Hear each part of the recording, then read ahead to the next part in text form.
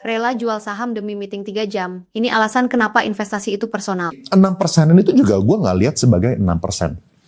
Terus misalnya kayak gini, dan gue juga bisa memberikan value terhadap volatility. The fact that udah megang duit kayak gini, misalnya gue lagi nggak ketemu instrumen investasi lainnya, 6% ini juga sebuah cuan yang gue lumayan comfortable gitu. Toh nanti itu bakal mempresent sebuah opportunity during market crash. Yang harus teman-teman ingat adalah setiap kali ada market crash, ada dua tipe.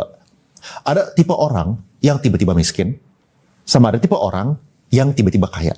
Orang-orang yang tiba-tiba kaya itu adalah orang-orang yang siap waktu menghadapi krisis. Ya, dan orang-orang yang tiba-tiba miskin adalah orang-orang yang overly leveraged, overly confident waktu market itu lagi bagus, waktu semua orang itu lagi euforia. Ya, buat gue mendingan miss potential upside-nya dan gue berterima kasih dengan apa yang gue udah diberikan. Pesan IPO emas nggak kok? Porsinya gede nggak kok? Pesan IPO emas, gue orang yang main aktif ngikutin IPO ya, mau dari CDIA, mau dari Pesat, mau dari Meri, mau dari koin gitu ya. Sekarang emas yang terakhir lah ya, itu gue tentunya juga ikut. Dan gue bakal ikut lagi nanti next time.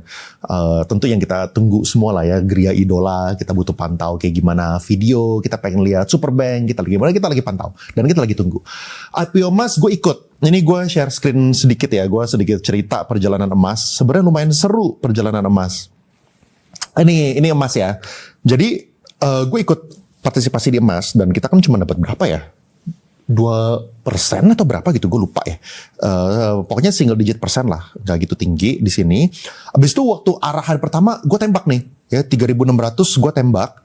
Gue dapet nggak berhasil dapat terlalu banyak, 5 digit lot lah gitu ya, tapi bukan yang sampai kayak gimana. Abis itu the next day-nya waktu di sini, gue pantengin banget nih. Gue pantengin, gue liatin gitu kan, dan gue udah pasang arah juga di 4.500. Jam 8.45 gue inget gue udah standby. Lihat tuh, ya kan, yang antri saat itu pagi-pagi 2 juta lot. Pagi-pagi 2 juta lot. Habis itu mendekati jam 9, waktu udah marketnya udah membuka, 2 juta lot berkurang terus. Wah, jadi 1,8, jadi 1,7, jadi 1,5, jadi 1,2, jadi 1 juta, jadi 700.000. Begitu udah sisa 500.000, wah gue cabut juga. Gue punya ini, gue punya apa namanya, bid juga. Habis itu sahamnya anjlok, gue jual, ya sama anjlok gue jual. Habis itu di angka 3.000-an, gue lihat ininya, retail itu udah pada berdarah-darah. Ya kan retailnya berdarah-darah, cara lihat itu sebenarnya nggak terlalu susah, tinggal lihat aja. Basically gue lihat broker-broker yang retail itu barangnya udah habis lah. Pertama, mereka barangnya udah habis. Kedua, harga mereka buy itu lebih tinggi daripada harga mereka sell. Itu suka banget gue.